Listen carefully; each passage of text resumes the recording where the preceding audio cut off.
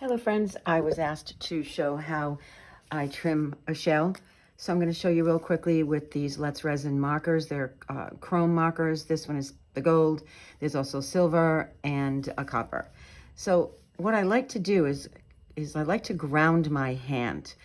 And when I'm painting, I will move my hand, not my fingers. And I think that's one of the things that will help it stay steady. So I'm just going to start here and I'm just going to drag my hand down. It depends on how thick you want it as well.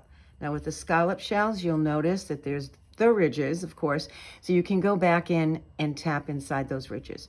But I'm just going to show you quickly how I just pull my hand straight down. I don't do this. You see how it's all even? Just pull it straight down, and then I can pull it straight up as well. So I'm just catching just the tip, just the edge.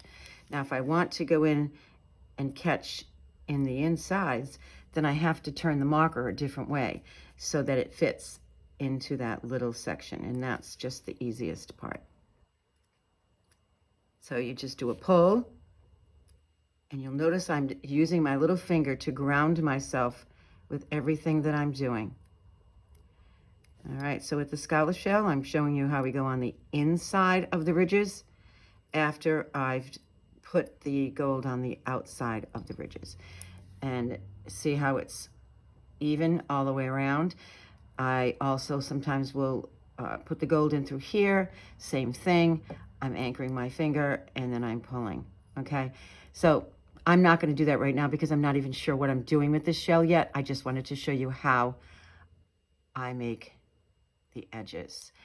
And when I'm done, I will go around the outside of the edges as well because I don't want any of the white of the shell showing, okay? But that's it.